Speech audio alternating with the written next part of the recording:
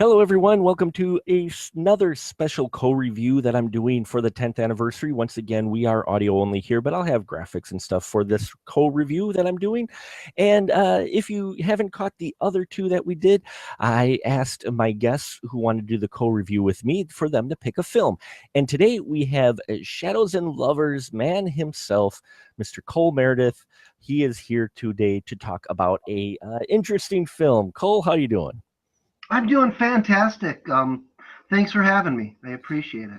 We're glad here. And what was the film that you chose for us to look at today? The film was called "Living in Oblivion." It's a 1995 black surrealistic comedy directed by, I believe his name is Tom DeCilio.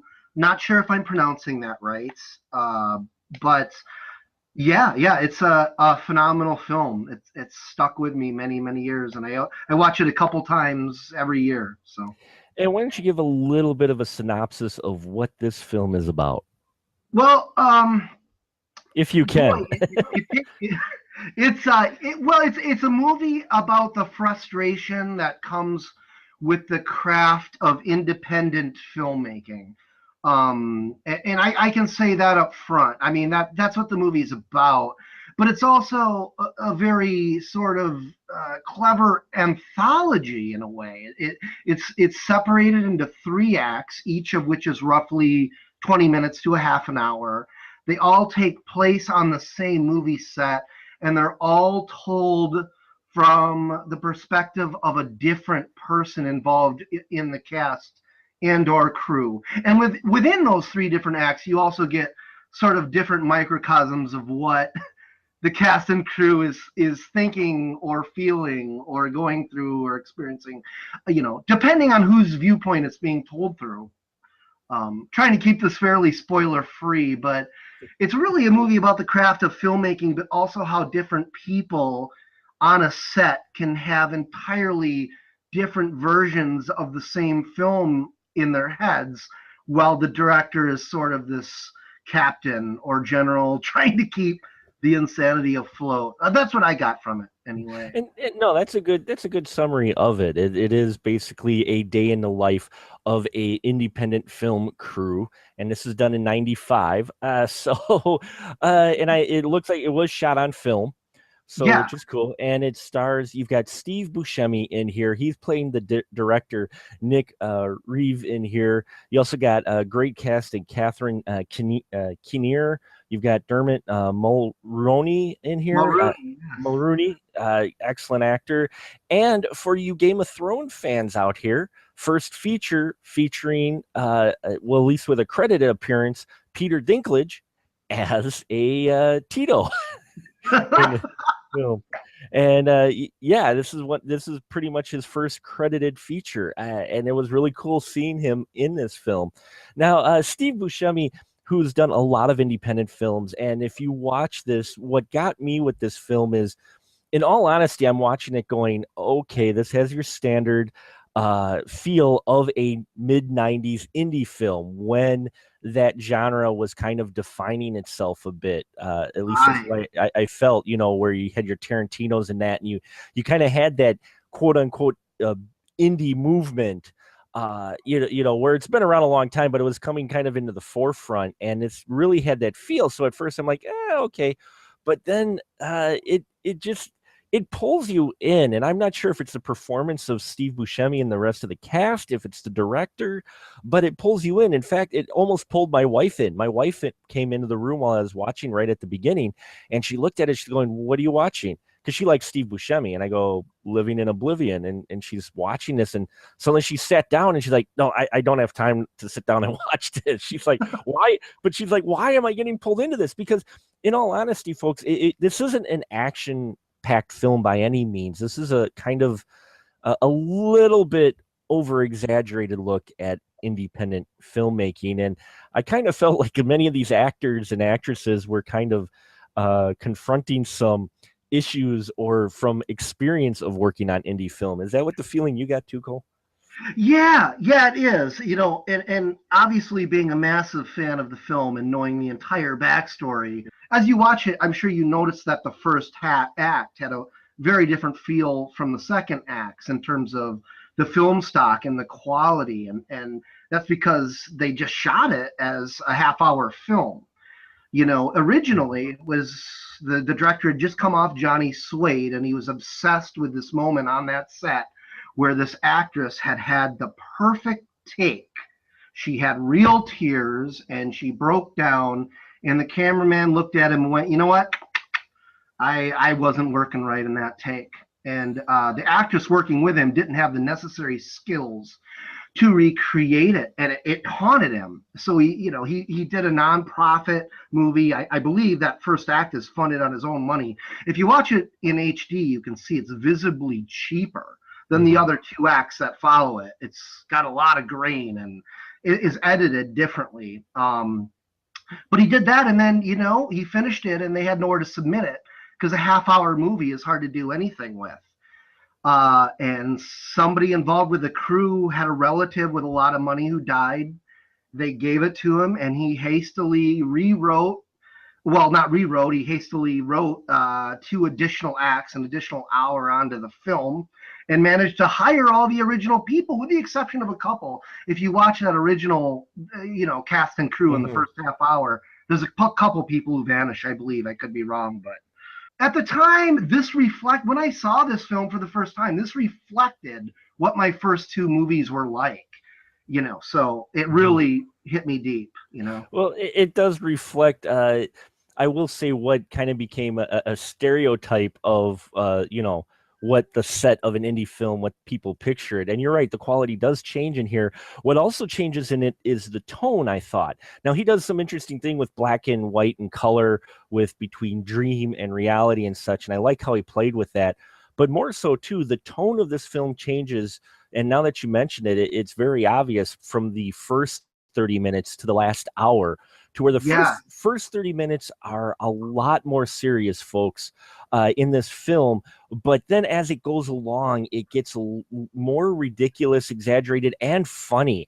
Dermot Mulroney in here has some of the best stuff in here playing Wolf, the cameraman, and he's got some great moments. And Peter Dinklage, you watch this performance and you can see why he got the role he did in Game of Thrones. He's not on screen long, but his Tito character, which could have easily been just comedic, shtick, he brings a little bit of, for lack of a better term, gravitas to this small role, doesn't he? Oh, absolutely. Yeah, I think he's fantastic. And I've never seen Game of Thrones, but this is what I know him from. When I think of him, when I see him on Saturday Night Live doing the Space Pants bit, this is what I think of. His scene is fantastic. I won't spoil it, but the notion of it made me think of David Lynch and Twin Peaks. It made me think of a lot of dream sequences. I'll say that. This did have a David Lynchian feel to it. You can got that a little bit of reality and a little bit surrealness to it. Yeah. And again, this is not going to be for everyone. It is a dialogue heavy film. It's got some great visuals and stuff, but it is really based on the performance. It's a character driven piece. It is. I would recommend it to anyone who's fan, especially of early indie films. Because the performances and these characters really pull you in, and you want to see what's going to happen. I mean, Steve Buscemi's director, Nick, he goes through this roller coaster, and it's Steve Buscemi, and he's got that energy to him that just comes across screen, and you feel his frustration in here. And I love the performances of everyone here. Any performances besides Steve's that maybe stood out for you, Cole? I mean, yeah, especially James LaGrosse, because that was Brad Pitt's role originally. Right. And because of Legends of the Fall, I believe, I hope I'm not messing up the timeline, but I believe it was Legends of the Fall. Brad Pitt obviously left for valid reasons. It's the movie that sort of launched at least his sex symbol status. We saw that clip of him flicking his hat with the water spring everywhere, about 10,000 times on hard copy. But James LeGros stepped in. The story is, and as the director tells it, he went to Catherine Kinnear and said, "I don't know that we can do the second act. We don't have a star." And she looked out her window, and James LeGros was crossing the street, and she lifted up the window and said, "Hey, James, what are you up to?"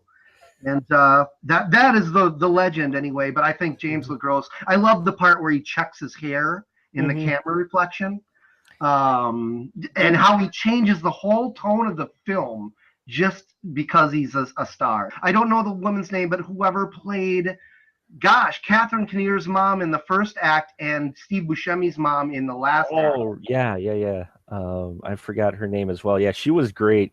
Living in Oblivion, if you want a taste of kind of an over-exaggerated take on independent filmmaking that's entertaining, there's some very funny moments in here. There's some serious moments as well. Don't let the fact that it says indie film turn you off to it.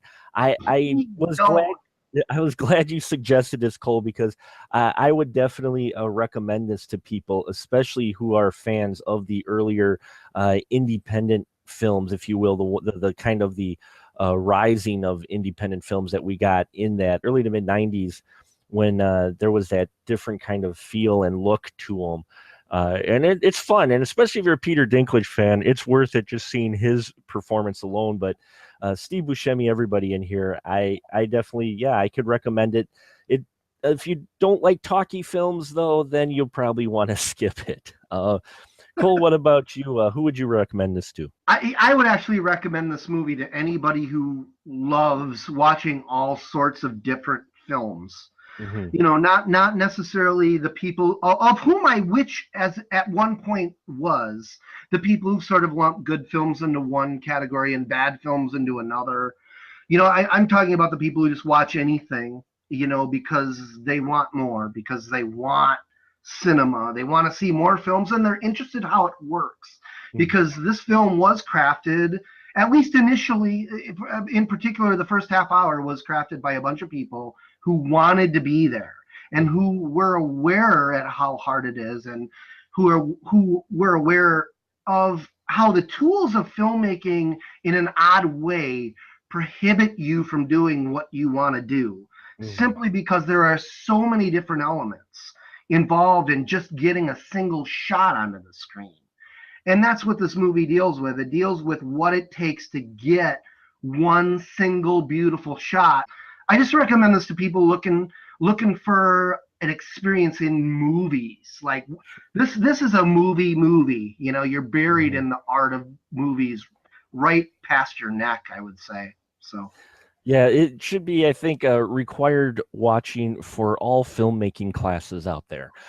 So we're going to wrap it up here. I hope you enjoyed this co-review, and it maybe whet your appetite for Living in Oblivion. If you have seen Living in Oblivion, please leave your comments down below on this review. Don't forget to hit the subscribe button.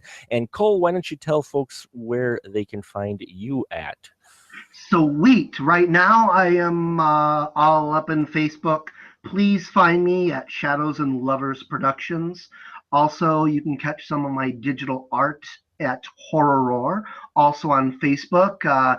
Please hunt me down on Twitter if you're there. I post some stuff there and some interesting updates. And we've got a new movie that's floating around called The Last Great Horror Movie, which we've been getting some good feedback on, and I recommend. And also go back and listen to some of these old spoiler room episodes that Mark directs. They're absolutely phenomenal, and he does a great job. So. Well, you are too kind, Cole. We appreciate you taking time out to review this film. And everyone, remember, as always, keep that ticket stub.